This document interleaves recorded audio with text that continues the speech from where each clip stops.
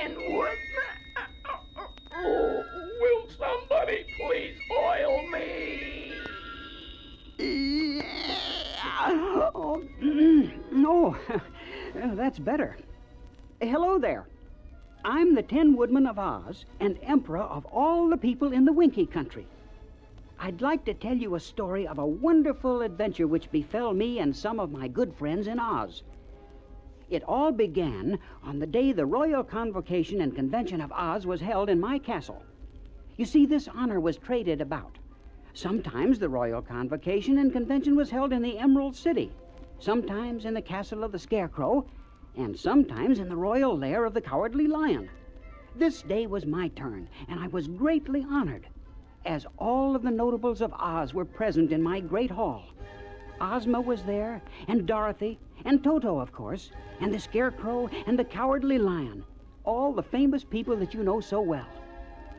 As Ozma was just going to call the Royal Convocation and Convention to order with her gavel studded with emeralds, she paused and began listening to the sound of a boy singing a beautiful song. He was outside the castle, but the song was clearly heard in the great hall. We all listened. I dream of true love, true love. Somewhere I'll find her.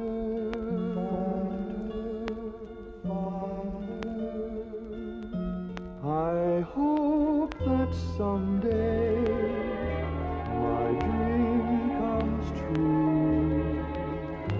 I dream of true love, dreaming of you.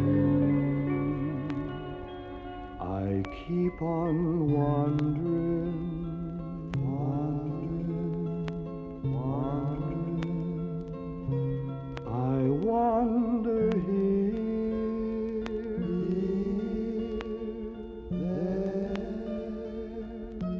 someday I'll find her, the girl in my dreams. I keep on searching for true love.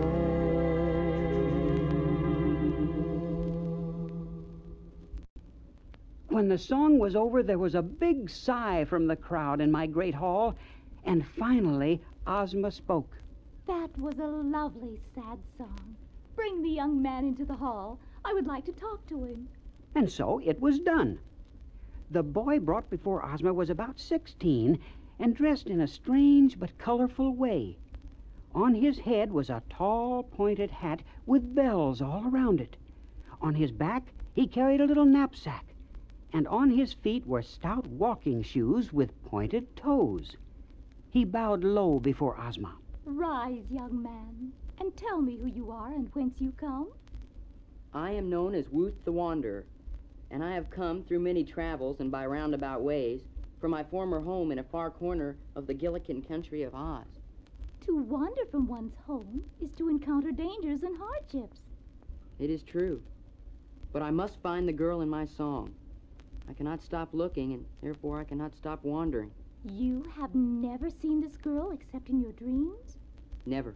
Then how can you be sure that she lives? I just know. I'm sure. I'll find her one day. Such loyalty and devotion are touching and make me ashamed of myself. I'm crying and may rust. Please hand me my oil can.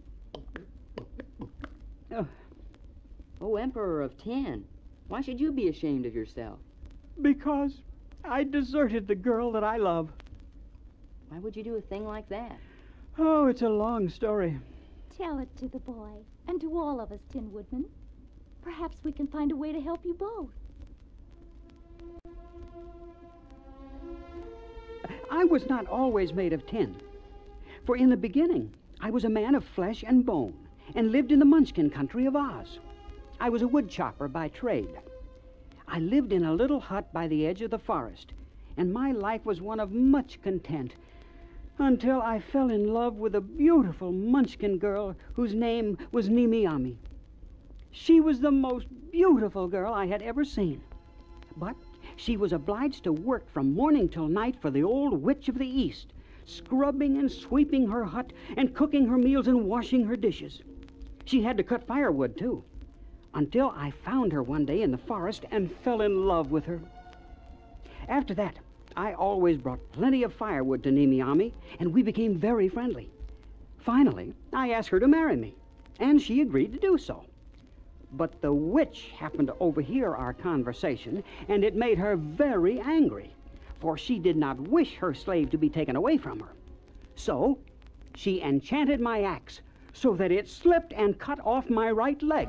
That's awful. Oh, yes, yes. It was a seeming misfortune, for a one-legged woodchopper is of little use in his trade. But I would not allow that witch to conquer me so easily. I knew a very skillful tinsmith at the other side of the forest, so I hopped on one leg to him, and he soon made me a new leg out of tin. Your friend must have been a wonderful workman. Oh, he was indeed. But wait until you hear the rest of it. Since Nimiami still loved me, the witch was still very angry and successively enchanted my axe to cut off all my limbs one by one, and then my head. Each time, the tinsmith fashioned a new part out of tin, until I finally became as you see me today. But, Emperor, why were you not killed when you were chopped to pieces? Oh, in the land of Oz, no one can ever be killed. Didn't Nimiami love you when you became a Tin Woodman? On the contrary, she loved me more than ever. But I found I no longer loved her. My tin body contained no heart, and without a heart, no one can love. But everybody knows the Great Wizard of Oz gave you a heart. He did, but it was only a kind heart, not a loving heart. I don't think he gave you a very kind heart, Why do you say that? because it was unkind of you to desert the girl who loved you and who'd been faithful and true to you when you were in trouble. Had the heart the wizard gave you been a kind heart, you would have gone back home and made the beautiful Munchkin girl your wife, and then brought her here to be an empress and live in your splendid tin castle. Oh, you are right. And that's why your song and story touched me so. Oh, there's nothing to prevent you from seeking out Nimiami now. Perhaps you should accompany Woot on his wanderings. It's better to have company when one travels. Oh, I'd like that. Will you come with me, Emperor? I surely will. We can start bright and early tomorrow morning. I've always been a very romantic fella, but I have no wife. May I come too? Surely, Lion. We'd be proud to have you accompany us. Being made of straw, although with very good brains, thanks to the wizard, I had thought I would be a bachelor for life. What do you suppose? I think you should go along with them, Scarecrow. You can never tell. Maybe there's a Scarecrowess waiting for you somewhere. I wish Godspeed to the party, as I am sure do all the people of Oz assembled here. Goodbye, farewell, bon voyage. Have a safe journey. Goodbye. So bright and early the next morning, our little party set out, heading first for the Munchkin country, where it was hoped that Nimiami still lived. It didn't make any difference to Woot which way he wandered, and the Lion and the Scarecrow felt it should be our first business to try and find Nimiami. As we traveled, we entertained each other with stories of adventures we had had, and we listened to the Scarecrow recite poetry and sing songs. One of our favorites was his Ode to Straw. What sound is so sweet as the straw from the wheat when it crunkles so tender and low? It is yellow and bright, so it gives me delight to crunkle wherever I go. Sweet, fresh, golden straw, there is surely no flaw in the stuffing so clean and compact. It creaks when I walk, and it thrills when I talk, and its fragrance is fine for a fact. To cut me don't hurt, for I've no blood to squirt, and I therefore can suffer no pain. The straw that I use doesn't lump up or bruise, though it's pounded again and again. I know it is said that my beautiful head has brains of mixed wheat, straw, and bran, but my thoughts are so good, I'd not change if I could for the brains of a common meat man. Content with my lot, I'm glad that I'm not like others I meet day by day. If my insides get musty or mussed up or dusty, I get newly stuffed right away. The first night, we bedded down in a field. Woot used the Scarecrow's stuffed body as a pillow, and I stood guard. The next morning, after Woot and the Lion had their breakfast, we started off again, and soon found a strange sign which read, "All strangers are warned not to follow this path to Loonville." We had some discussion as to whether we should avoid Loonville, but Woot insisted that we go there despite the warning, because the girl of his dreams might be a prisoner of the loons. So we went ahead warily through a dark forest, until at last we came to a clearing in the center, and there we saw a curious sight. There was a whole group of loons playing together, some working, some gathered in groups talking. They were round and ball-like, round in body, round in legs and arms, round in hands and feet, and round of head. They wore no clothes on their puffy bodies, nor had they any hair. Their skins were all of a light gray color, and their eyes were merely purple spots. When they spied us, they all rushed forward, running and bounding with tremendous speed. When they hit us, it didn't hurt Woot and the Lion, nor of course the Scarecrow and me. But there were so many of them, they swarmed all over us and bound us up with vines. They dragged us to see their king, whose name was Bal. He condemned us to be punctured, and so one of the loons got a very long, sharp thorn and stuck it into the Scarecrow. Naturally, it didn't hurt him a bit. Then they tried me, and my tin almost blunted their thorn. But when they stuck it into Woot, he yelled, "Ouch!" and kicked out so strongly the frail vines binding him were broken. Woot, in breaking free, grabbed the thorn and began sticking loons right and left, all of which popped and collapsed. When the rest of the loons saw what was happening, they rolled away, and in a jiffy, Woot had us unbound and free. We lost no time in getting away from Loonville. Soon we reached the rolling lands, which were a succession of hills and valleys up and down, until finally we came to a higher hill than usual, and on reaching the top saw a cup-shaped valley, in the center of which stood an enormous castle built of purple stone. The castle was high and broad and long, but had no turrets and towers, and there was only one small window and one huge door. As we approached the castle, we saw a big sign which read, "Yoop Castle." Oh, I know this place. This is the home of Mr. Yoop, a terrible giant, whom I have seen confined in a cage a long way from here. Therefore, this castle is likely to be empty, and we can spend the night here. Yes, I remember Mr. Yoop, too. But how can we get in? The latch on this huge door is so far above our heads that none of us can reach it. If I stand on your shoulders, Emperor, I think I can reach it. Jump up, then.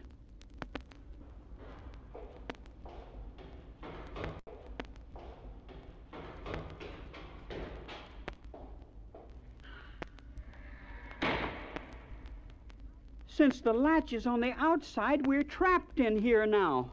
Well, we might as well spend the night and see about getting out in the morning. It was quite dark in the hallway, but we stumbled forward toward where we saw some light, and soon came to a door which led into an enormous chamber, the walls of which were lined with plates of pure gold, highly polished. In the center of the room was a great table at which sat an immense woman clad in silver robes. Over this fancy dress she wore a little apron, not at all in keeping with the handsome gown. Sitting beside her was an enormous giant cat. The giantess had her back to us and did not even turn around, but finally said in a deep voice, "Why don't you come in and allow the door to shut? When I get cross, I'm liable to do something wicked. What excuse do you offer for being here?" We didn't know anyone lived here, madam. Wishing to find a place to sleep, we ventured to enter your castle. You knew it was private property, I suppose. We saw the word Yoop Castle over the door, but we knew that Mr. Yoop was a prisoner in a far-off land and decided that there was no one here now, so we just thought we might use the castle for the night. What you didn't know is that Mr. Yoop is married, and that after he was cruelly captured, his wife still lived in his castle and ran it to suit herself. How come you weren't captured at the same time? I was too clever for them. I saw the people coming, and knowing they meant mischief, I transformed myself into a mouse and hid in a cupboard. After they had gone away, carrying my husband with them, I transformed myself back to my former shape again. And here I've lived in peace and comfort ever since. Are you a witch, then? Well, not exactly a witch, but I am an artist in transformations. In other words, I'm more of a yucahoo than a witch. And of course you know that yucahoos are the cleverest magic workers in the world.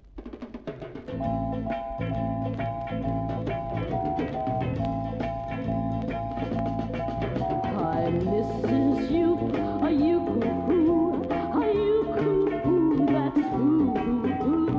I'm Mrs. Yoop, a yucahoo, a yucahoo, that's hoo-hoo-hoo. All kinds of magic I can do, and just to start, I'll transform you. For you, I'll pick a special shape, a warty toad, a mangy ape, a single pass with my magic cape is all it takes to change your shape.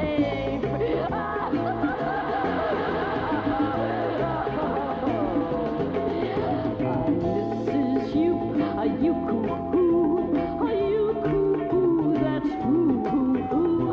I'm Mrs. Yoop, a yucahoo, a yucahoo, that's hoo-hoo-hoo.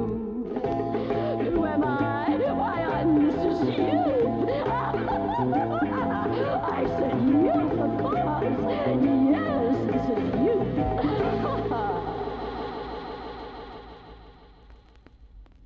Are we to consider you are our friend, Mrs. Yoop, or do you intend to be our enemy? I have no friends, but I'm not your enemy, not yet, anyhow. Indeed, I'm glad you have come, for my life here is rather lonely. I've had no one to talk to since I transformed Polychrome, the daughter of the rainbow, into a canary bird. How did you manage to do that? Polychrome is a powerful fairy. She was, but now she's a canary bird. One day after a rain, Polychrome danced off the rainbow and fell asleep not far from my castle. The sun came out and drove the rainbow away, and before Polly wakened, I stole out and transformed her into a canary bird in a gold cage. I expected she'd sing and talk, and we'd have good times together. But ever since the transformation, she has refused to speak a single word. Where is she now? The cage is hanging up in my bedroom. Do you know, ma'am, who we are? Of course. A tin man, a straw man, a lion, and a boy. We are very important people. Oh, all the better. I shall enjoy your society all the more. For I mean to keep you here as long as I live. We have powerful friends who will soon come to rescue us. Let them come. When they get here, they will find neither a boy, nor a lion, nor a tin man, nor a scarecrow. For tomorrow morning, I intend to transform you all into other shapes, so that you cannot be recognized. I don't want to be transformed. And what are you going to turn me into, anyway? I haven't decided yet. If Ozma knew that you dared to work magic without her consent, she would punish you severely. A fig for your Ozma. What do I care for a girl whom I have never seen and who has never seen me? But Ozma is a fairy, and a very powerful one. Also, we are under Ozma's protection, and to injure us in any way would make her extremely angry. What I do here in my own private castle can never be known to Ozma. I am going to bed now, and in the morning I will give you all new forms. Good night and pleasant dreams. With that, Mrs. Yoop walked through a doorway into her bedroom and closed the door behind her. As she did so, all the lights went out, and we were left in pitch blackness. The Scarecrow and I didn't mind the dark at all, but it frightened Woot and worried the Cowardly Lion. I don't like this at all.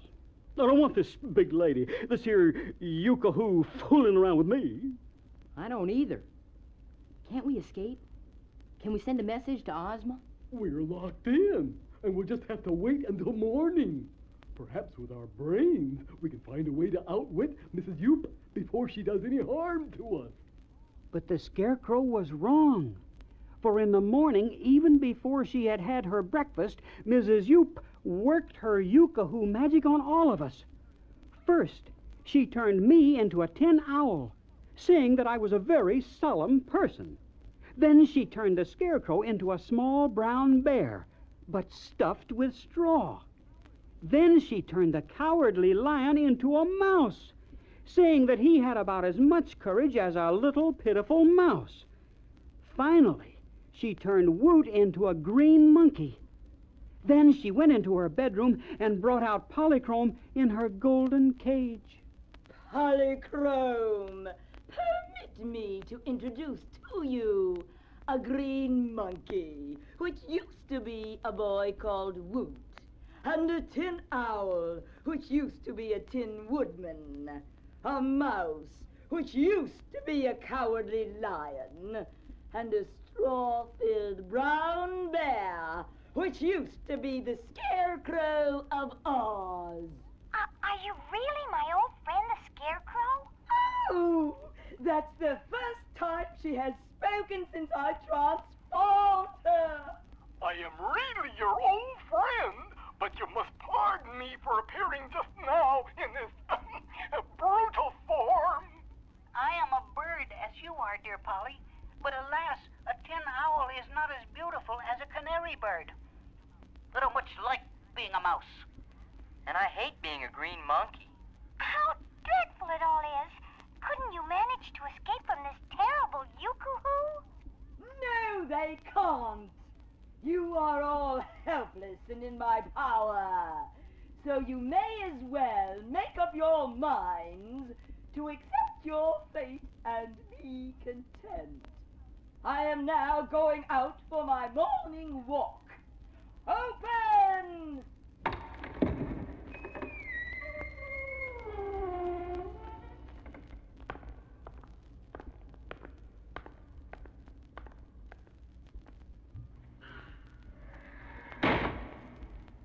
Did you see that? She just said open, and the door opened magically. I'm going to try it. Open! You're wasting your breath, Woot. You cannot open any door or window in this castle unless you are wearing the magic apron. You mean that funny little lace apron Mrs. Yoop always wears? That's the one. No, I don't think the mouse or the owl or the bear could steal the apron. But perhaps the monkey could hide in her room tonight and get the apron while she is asleep. I'll try it tonight. You must not think about it, though, for she can read your thoughts whenever she cares to do so. And do not forget, before you escape, to take me with you. Once I am out of the power of the giantess, I may discover a way to save us all.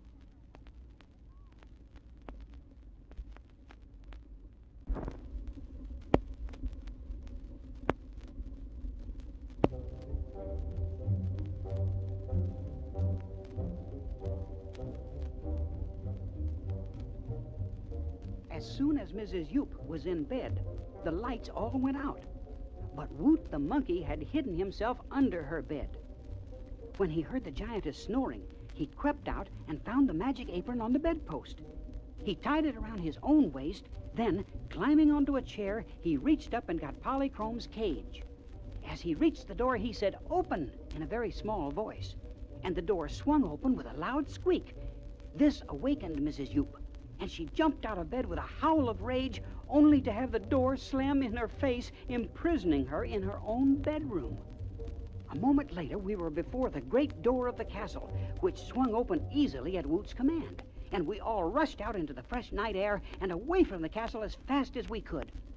Polychrome, now released from her cage, and I, as a tin owl, flew on ahead, while Woot the monkey and Scarecrow the bear, with the cowardly mouse on his back, ran along behind.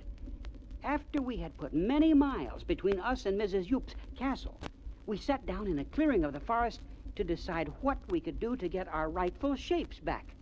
I believe we are safe now, for Mrs. Yoop dares not go outside of her own valley. So we may take our time to consider what to do next. Come to think of it, there's no object now in our traveling to the Munchkin country. My idea in going there was to marry Nimiyami. But however much she may have loved a Tin Woodman, I cannot reasonably expect her to marry a Tin Owl. And I doubt that I'd find any scarecrowess interested in a scruffy brown bear. And the lioness wouldn't marry me. She'd eat me. Consider my case, please. The giantess has made a monkey of a boy, and my dream girl wouldn't look twice at me. I much prefer being a girl to being a canary, but Mrs. Yoop has said that none of her transformations can ever be changed. Oh, they do. Terrible. I believe if we could get to Glinda the Good, who is the most powerful sorceress in Oz, she might find a way to restore us to our natural shapes. That's a very good idea. Glinda's castle is in the Quadling country. Let's start for there at once. I'm tired. Let's sleep a little first. Of course. You and the mouse and Polly need sleep. I keep forgetting, since I don't need any more sleep as a Tin Owl than I did as a Tin Woodman. So while Woot and the lion and Polly slept, the Scarecrow and I talked the night through about our misfortunes and how we could regain our rightful shapes. What we didn't know was that at the time, Ozma was in the magic television room of Ozma's palace in the Emerald City. She had seen our transformation by Mrs. Yoop and our escape, and had decided to intercept our journey and see if she couldn't restore our natural shapes. She decided she would set out the next morning in the red wagon, pulled by the wooden sawhorse, which was her favorite steed. The next morning we set off toward the Quadling country, and we had a long, hot hike before we reached any civilization. But as we came out of the woods about noon, the first house that met our view was that of our friend Ginger. We were sure that she would provide lunch for Woot, the lion, and Polly, and so we went right up to the house, and finding the door open, walked in. There was no one at home, so we made ourselves comfortable until Ginger should return. But we had forgotten our transformations, and when Ginger did return, she was very angry to find such a motley crew in her living room, and went right after us with a broom. Get out of here, you wild creatures! How dare you enter my house? Stop! Ginger, stop! Don't you know me? I'm your old friend, the Scarecrow. You're trying to deceive me, you naughty beast. I can see plainly you're a bear, and a mighty sorry-looking one, too. That's because I'm not properly stuffed. When Mrs. Yoop transformed me, she did a bad job. Who is Mrs. Yoop? A giantess in the Gilligan country. Oh, I begin to understand. She transformed you, and you really are the famous Scarecrow of Oz. I am. And that Tin Owl is none other than the Tin Woodman, while this green monkey is really a boy named Woot. And that little mouse is the cowardly lion. And that beautiful canary is Polychrome the fairy. Oh, goodness me. That giantess must be a powerful sorceress, and as wicked as she is powerful. She's a Yookahoo. Fortunately, we managed to escape her castle, and we are now on our way to Glinda the Good to see if she can restore us to our former shapes. I must beg your pardons. All of you must forgive me. I took you to be a lot of wild, unmannerly animals. You are very welcome to my home. Please rest here until you wish to start your journey again. There are lots of good things for lunch.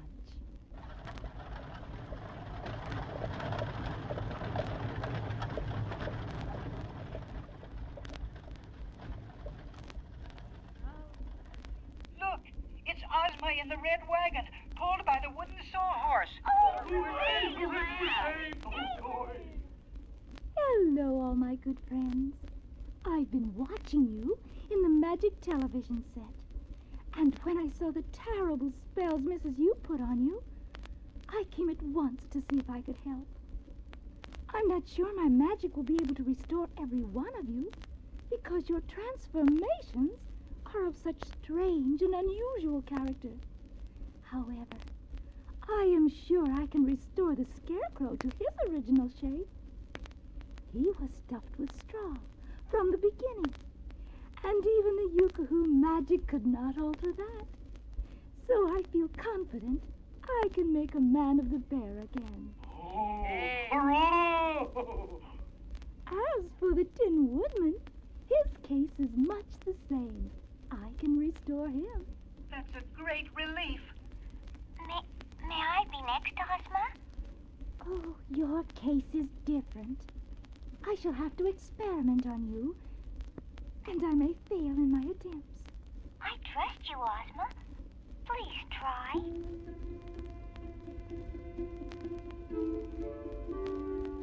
So Ozma tried 2 or 3 different methods of magic, but they didn't work.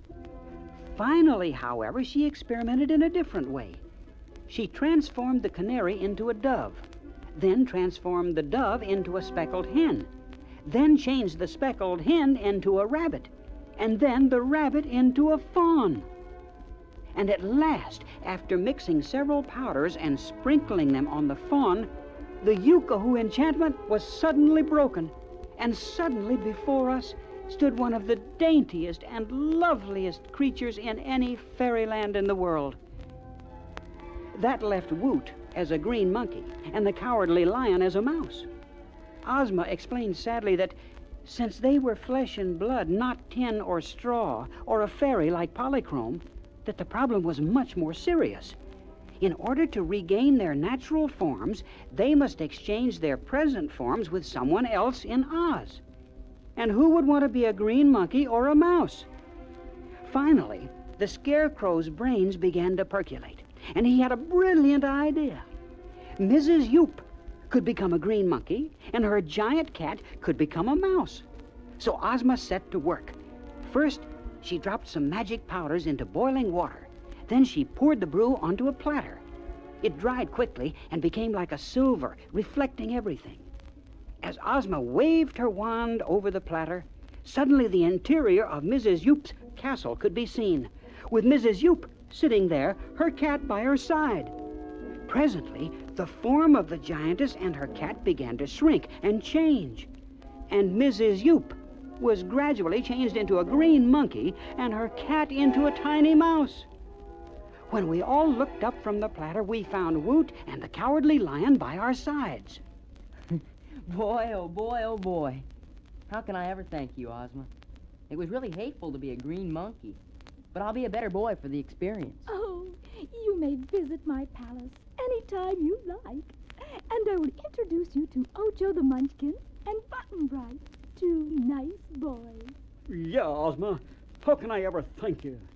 It was very mousy being a mouse, and yet I'll be a better lion for the experience. Suddenly, Woot's eyes fell on Polychrome, now a girl and not a canary. And she saw him for the first time as a boy and not a green monkey. It was a case of love at first sight for sure. You're the girl of my dreams. No wonder I couldn't find you. You were a bird. Oh, Woot, I knew you'd find me. You did? I've been dreaming of you for years. And I of you. I found my true love. At last I found him. Somehow I knew it. My dream came true. my true love. True love is you. No need to wander. No need to wander. At last I found her. Two hearts together. Our dream for two. At last I found you. Found you. You are my true love. Oh, I'm so glad I came to help you all. But Woot's finding polychrome is an extra dividend of happiness. Will you two come with me to Emerald City to make your home? We'd love to. Then we must go now, as I have many duties in the capital. Tin Woodman, will you continue your search for Nimiami as planned? I think I shall, if the Scarecrow and the Lion are still willing to accompany me. I'm with you all the way, Tin Woodman. Me too. So be it. We'll resume our travels in the morning. Goodbye, Ozma, Woot, and Polychrome. I know you'll be very happy. I'm going to miss you both, but congratulations. And Ozma, thank you again for what you did for all of us. Yes, indeed. Being a bear was the worst thing that ever befell me. Oh, you are all most welcome. And please come and visit me in the Emerald City soon. Goodbye. Bye. Goodbye. Bye. Goodbye. The next day we started off again. Our order of march was me first, then the Scarecrow, then the Lion. Our path led us deeper and deeper into a dark forest. Suddenly, we heard a strange roar, and I bumped into a huge beast in the dark. Although I can't see you very well in this darkness, you seem to be made of tin, and a very unlikely dish for my breakfast. I'm the Tin Woodman of Oz. Who are you? I'm the lioness and queen of the forest, and I'm very hungry and looking for my breakfast. Are these others with you more edible than you? The Scarecrow of Oz is with me. I hate straw. And the Cowardly Lion of Oz. I'm not interested in him. Do you think I'm some kind of cannibal? May I introduce myself, Your Highness? I'm the Cowardly Lion of Oz, but I'm full of courage now, or I'd be afraid even to speak to such a beautiful person as yourself. Oh, thanks for the compliment. But you sound pretty sheepish to me. It's only because I'm so smitten by your charms. Will you allow me to prove my worth in your sight by catching you a fine breakfast? Well, perhaps I will. It's kind of lonely running this forest all by myself. Oh. Do you believe in love at first sight, even in this darkness? I do. I've been smitten. I love you, great lady. Will you marry me and come and be my queen in my royal lair of Oz? Don't mind if I do. Oh, that's Marvy. That's magnificent. Let's start off right away. Would you mind, Tin Woodsman, if we left your party? Not at all, Lion. Now that you've found your mate and happiness, that's what we're looking for. Oh, thank you. Thank you. Goodbye, Lion. Be happy. Goodbye, Lion and Lioness. My best wishes. The Scarecrow and I were sad to see the Cowardly Lion go, but glad for his happiness. So the two of us pushed on, finally coming out of the dark forest into a beautiful meadowland with a mountain in the distance which could only be Mount Munch of Munchkinland. I think we're almost there. How do you feel, Tin Woodman? A little scared at the prospect of seeing Nimiami again. You shouldn't be afraid of that. But I feel kind of funny. Funny, funny, or unfunny, funny? Unfunny, funny. I feel something bad is going to happen. Why? Well, everything is going well, and Woot found Polly, the lion found his lioness, and it's such a beautiful day. And we're almost to our destination. Well, I just feel that something's sure to go wrong. Where are you, anyway? All of a sudden, I don't see you. I'm right here, but I can't see you either. Oh, my goodness, I can't even see myself. You see, I told you something was going to go wrong. We're in that terrible, invisible land. That's at the edge of Munchkin Land. Let's see if we can find each other and hold hands and get out of here. I smell straw! I smell straw!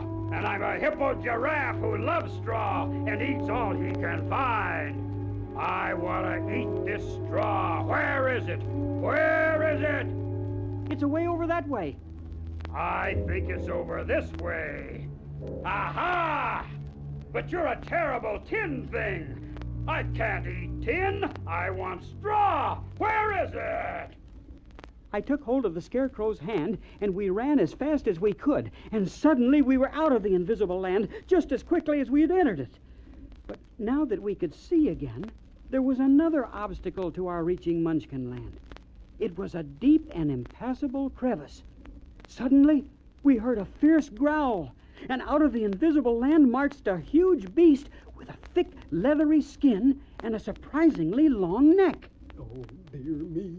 You must be the, hippograph? Quite right. And you're the straw which I'm to eat for my dinner. Oh, how I do love straw. Keep away or I'll chop you with my axe. Would you really do that? Yes, I would. The Scarecrow is my friend, and he would be useless without straw stuffing. When one has made up his mind to have a meal of delicious straw and then finds he can't have it, it is certainly hard luck. What good is the straw man to you or to himself when this big ditch keeps you from going any further on your journey? Look, there's lots of hay on the other side of the ditch. Why don't you stretch your neck across and eat hay? I have done that, but I much prefer straw. Why don't you be a good guy and stretch your neck across the ditch and help us over to the other side? I might do that, if you'd allow me to eat the straw with which your friend is stuffed. Never. It's the only way, Emperor. Give him my straw and carry the rest of me with you across the ditch. Once on the other side, you can get some of the hay and stuff me again. It's rather humiliating to have to be stuffed with hay when one is used to straw. But it's the only way to get to Munchkin Land and find Nimmy-Ammy. So that was what we did. The hippo giraffe enjoyed his lunch very much and then helped us across the ditch.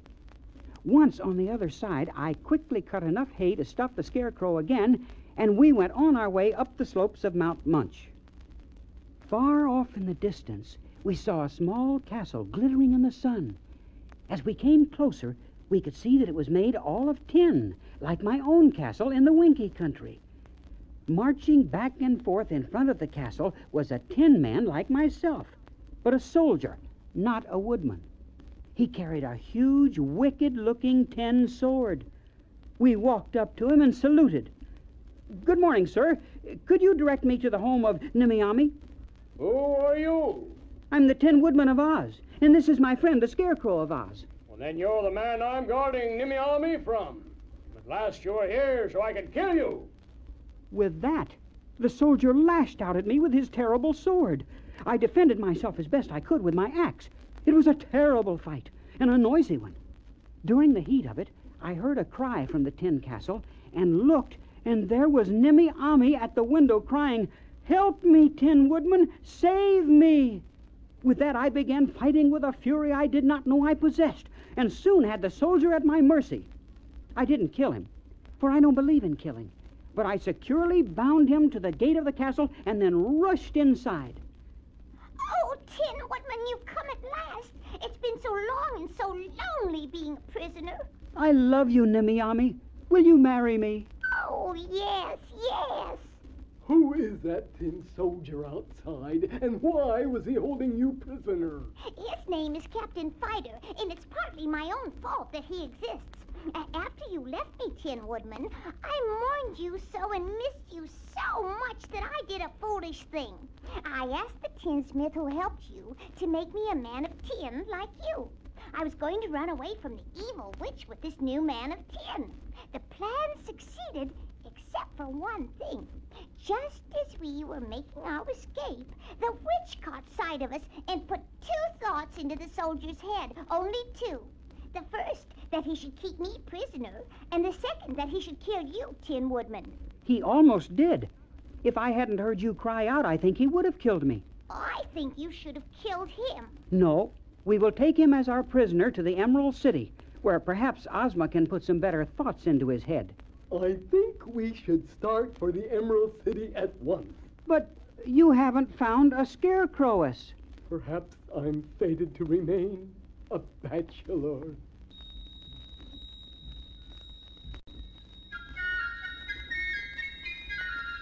So at last we were on our way back to the Emerald City. The journey seemed short compared to the one we had just taken. When we arrived there, Ozma declared a national holiday for the wedding of Nimiami and myself. Everyone came from all parts of Oz. It was a marvelous celebration. At the wedding feast, to celebrate the marriages of Woot and Polychrome, the Cowardly Lion and the Lioness, and Nimiami and myself, Ozma made an announcement. We are gathered here to celebrate the marriages of these 3 wonderful couples. But magic willing, I'd like to add a 4th. There is one among us who has been a faithful and true friend to us all. Never more than recently, when he gave his straw to enable the Tin Woodman to reach Munchkin Land and his beloved Nimiami. But he's lonely and wishes to marry. I'd like to present an enchanted and enchanting girl to him and hope that he and she may fall in love at first sight, as has happened to so many of us. Behold, the Scarecrowess of Oz. I'm at a loss for words. I tell you, you're so beautiful. Oh, it's all Ozma's doing. She fitted me with some of her finest gowns and got the wizard to give me some special brains like yours. I was in love with you before the first sight. Oh, I'm so happy. I'm so happy. Thank you, Ozma. Thank you all. So, our wonderful adventure ended with yet another marriage. And needless to say, we all lived happily ever after. Found my true love. At last I found him. Somehow I knew it. My dream came true. I found my true love. True love is you. Need to wander. No need to wander. At last I found her. 2 hearts together. Our dream for 2. At last I found you.